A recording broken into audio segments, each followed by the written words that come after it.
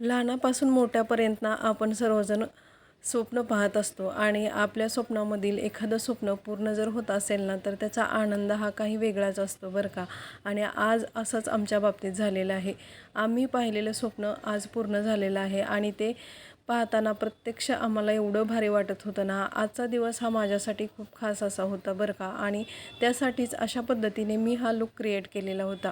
आज ना माझ्या घराची पूजा होती, घर बांधून झालेलं होतं आणि वास्तुशांती होती आणि फायनली आमचं स्वतःचं हक्काचं घर बनलेलं होतं.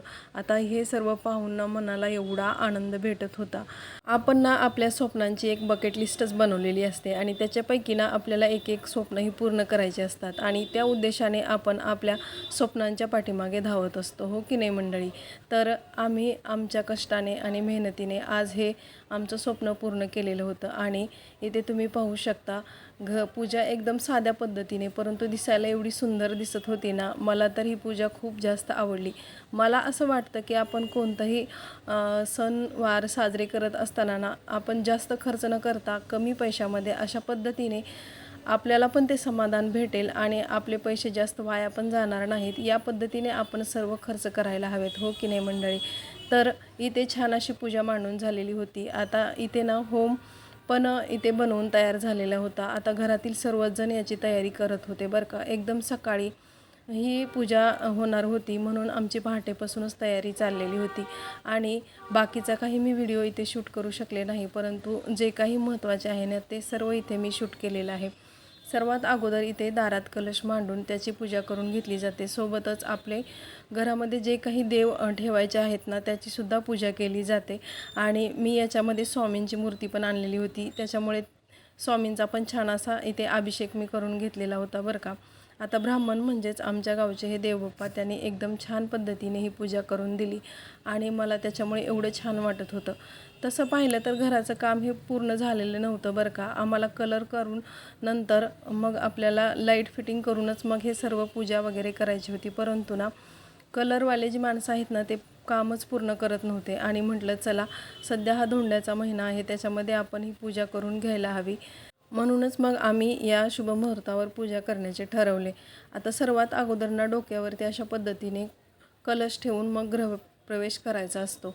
आता गृहप्रवेश करत असताना काही सुवासिनी म्हणजे 4 ते 5 सुवासिनी येऊन आपल्याला हळदी कुंकू लावतात आणि तोंडामध्ये खडीसाखर घालून नंतर हा मग गृहप्रवेश केला जातो. तर माझ्या डोक्यावरती कलश ठेवलेला होता आणि साहेबांच्या हातामध्ये घरात जी पूजा मांडायची ते देव इथे घेतलेले होते आणि अशा पद्धतीने 4-5 बायकांनी छान असं आम्हाला ओवाळून नंतर मग गृहप्रवेश झाला. आता इथे ज्या ओवाळणाऱ्या सुहासिनी आहेत ना त्याच्यामध्ये माझ्या पाहुण्याच होत्या, म्हणजे माझी बहीण, माझी नणंदबाई, माझी जाऊ, मोठी जाऊ, नंतर तसेच आणखीन काही बायका होत्या आणि त्या सर्वांनी ना आम्हाला ओवाळलं आणि नंतर आम्ही मग गृहप्रवेश करून घेतला. आता पूजेची तयारी करायची म्हटलं की आपली साधारण 4 ते 5 दिवस एवढी घाईघाई होते ना की त्याची तयारी करण्यासाठी आपल्याला वेळ पुरतच नाही. तरी इथे ना पूजा आमची एकदम साध्या पद्धतीने केलेली होती बरं का. कारण घराचं काम थोडंसं राहिलेलं होतं, त्याच्यामुळे साहेबांचं म्हणणं होतं की जास्त पाहुणे वगैरे बोलवायला नकोत, कारण सर्वच जण परत विचारणार की हे राहिलं ते राहिलं. त्याच्यापेक्षा आपण एकदम साध्या पद्धतीने आणि थोडके पाहुणे बोलवून पूजा छान अशी करून घेऊया. आता पूजा करत असताना इथे होम हवन हे सर्व आम्हाला करून घ्यायचं होतं. 3-4 दिवस अगोदर देवबाप्पांना विचारून त्याची लिस्ट काढून घेतली आणि सर्व साहित्य घेतले. आता मोजक्या पाहुण्या होत्या त्यांच्यासाठी आम्ही इथे साड्या वगैरे एकदम छान अशा घेतलेल्या होत्या आणि त्यांनी पण आम्हाला एकदम छान असा आहेर केलेला होता. मग अशी सर्व तयारी चालू होती. आता स्वयंपाकसुद्धा ना गावाकडे म्हटलं की आपल्या भाऊकीच्या सर्व बायका येतात बरं का. त्यांनी बरीचशी मदत केली आणि नंतर आम्ही थोडंसं अगोदरच काहीसं अरेंज केलेलं होतं. आणि हे घर ना आम्ही गावाकडे बांधलेलं आहे बरं का. प्रॉपर आमचं जिथे जन्म झाला त्या ठिकाणी हे बांधलेलं घर आहे. कारण आमची इच्छाच तशी होती की गावाकडे गेले ना की आपल्याला एकदम मस्त आणि स्वतःचं हक्काचं घर हवं आहे.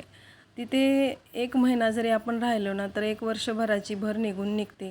कारण गावाकडील वातावरण, फ्रेश सर्व भाज्या आणि सर्वांची सोबत याच्यामध्ये ना दिवस कसे गेले तेच समजत नाही आणि आपण वर्षाकाठी एखादा महिना तरी गावाकडे राहायलाच हवं असं मला वाटतं बरं का. आणि आपल्या मुलांनासुद्धा त्याची सवय लागून जाते, कारण शहर ठिकाणी राहिलं ना की फक्त शहरातलेच सर्व आपल्याला नॉलेज भेटतं, परंतु गावाकडे गावाकडील माणसं, तसेच तेथील वातावरण आणि सर्व गोष्टींचं नॉलेज आपल्याला तिथेसुद्धा भेटतं बरं का. आणि म्हणून आमची इच्छा होती की सर्वात अगोदर आपल्याला ना पहिल्यांदा घर हे गावाकडेच बांधायचं आहे. त्याच्यामुळे ना आम्ही हे घर गावाकडे बांधलं बरं का. इथे देवबाप्पा आम्हाला सर्व माहिती सांगत होते, म्हणजे घरात अगोदर कुणी प्रवेश करायचा आणि कसं काय आणि काय करायचं ती पुढची प्रोसेस सर्व त्यांनी आम्हाला इथे समजावून सांगितली आहे आणि त्याप्रमाणेच इथे सर्व मी केलेलं आहे. नाही तुझा नमो भगवते वासुदेवाय या इकडं. हा शरद भाई या का म्हणतो. मागच आहे आता पुढे नाही. सगळे कोपरे दाखव. चल पुढे. यंतदेव पूजा ते गुरुक्षयकार का गंगे यमुनेश्वर गोदावरी जेवढे घर तुमचे मानले ते चला सांगत जाईल तू ये. काय करू काढू का ऐकत नाहीत का समोर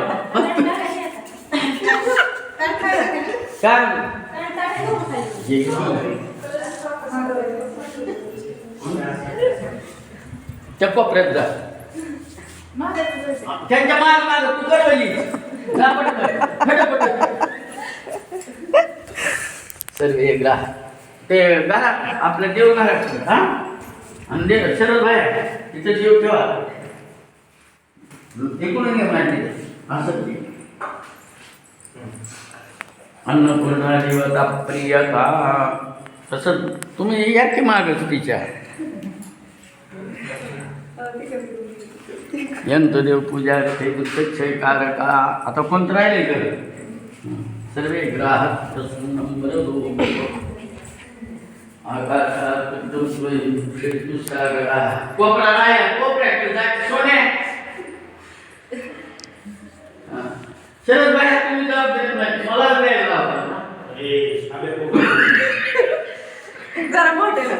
सर्वे ग्राहक प्रसन्नं वरदो भव. उत्तरे दोघे हात जोडा इथून तुला नाही त्यांना. नमो भगवते वासुदेवाय वास्तु करता शांती करता पुष्टी करता विघ्नहर्ता प्रियकाम. वास्तु करता शांती करता पुष्टी करता विघ्नहर्ता प्रियकाम. नमस्कार प्रतिप्रियकाम. चला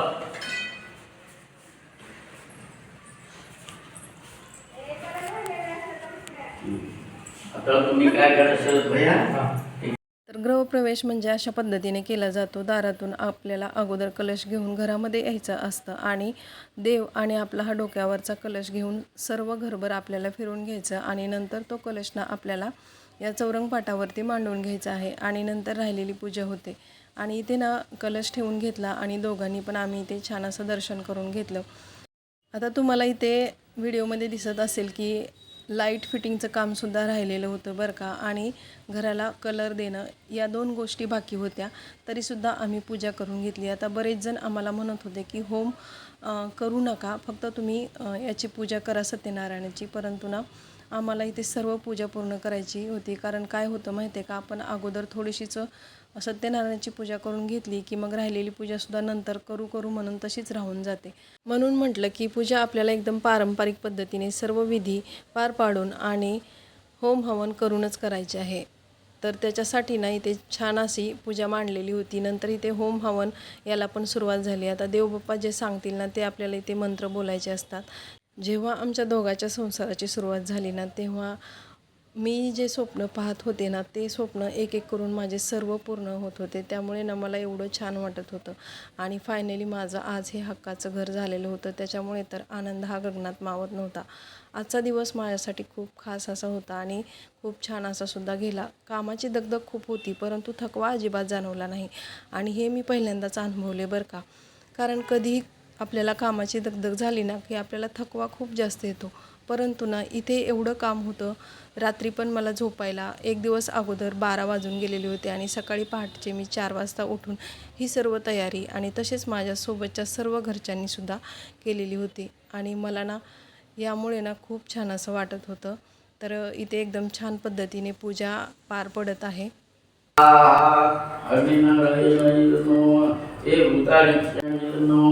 हे भूतानी विषाचा समुद्र विषम सर्वे शामग्रज वास्तुकर्म समवे अग्निये स्वाहा एवं अविनाशी नवी पूजिते वाचिवाय सर्वांगे सुंदर शयन बघाचे देवळचे माळ का फळ जय देव जय मंगलमूर्ती सर्वत्र कर्णमात्र मन कामना पूर्ती जय देव राजना कथित गौरा तुलरिक मला चंदनाची ओटी कुंकुम दिशा हिरे तळमुड घंटे आहे का हिरे तळमुड शोभत ओबरा तेने पूर्वी करणी काशी क्षेत्री प्रवृंदेशी विजराया भाजी असते आणि करणीने काय प्रल्हादावरती. तर इथे छान अशी पूजा झालेली आहे, आरतीसुद्धा करून झाली आणि नंतर सर्वात शेवटी देवबाप्पांनी सांगितल्याप्रमाणे आपल्याला हे भिंतीवरती हाताचे ठसे उमटवायचे असतात. याच्यामध्ये हळद कुंकू ताटामध्ये थोडंसं पाणी घालून ते मिश्रण बनवून घ्यायचं आणि देवासमोर तसेच घरातील सर्व भिंतीवरती अशा पद्धतीने हाताचे ठसे म्हणजेच लक्ष्मीचे हात असे म्हटले तरी चालेल, अशा पद्धतीने सर्व आपल्याला इथे करून घ्यायचे असते. सांगितलं तिला हे म्हणा तिला तिसरे आदर दे. इकडे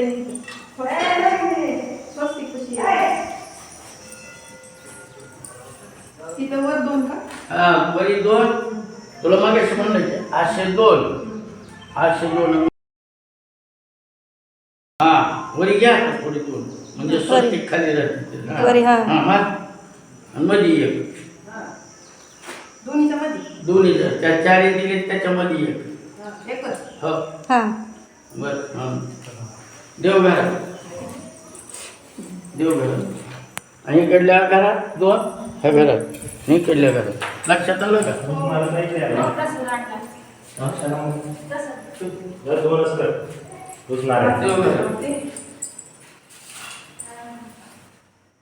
बसतच नाही.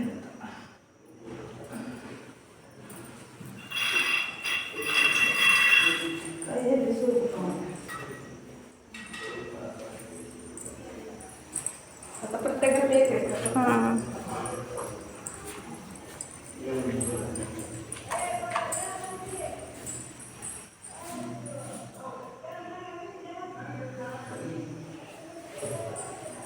कसलं वजन पाहिजे का माणसं आता ह्याला मुलं 9,000 पाहिजे.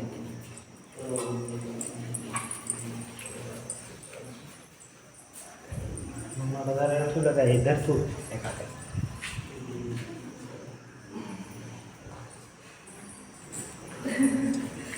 हे सर्व झाल्यानंतर गॅसवरती परत दूध उतू घालवले आणि त्याच्यासाठी अशा पद्धतीने छान इथे तयारी केलेली होती.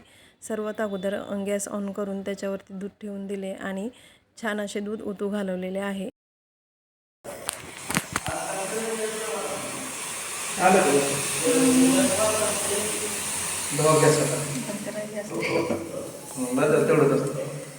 काय नंतर सर्वात शेवटी जे काही आपले पाहुणे मंडळी तसेच भावकी आणि आपले इतर जे काही आहेत ओळखीचे त्यांना सर्वांना बोलवून छान जेवू घातले होते आणि सर्वात शेवटी छान असे फोटोशूटसुद्धा केले. तर इथे आमची ही अशी जोडी अगोदर आमचे फोटो घेतले आणि नंतर सर्व पाहुण्यांचे सुद्धा इथे फोटो घेतलेले आहेत. सोबत माझ्या फॅमिलीचे सुद्धा फोटो घेतलेले आहेत.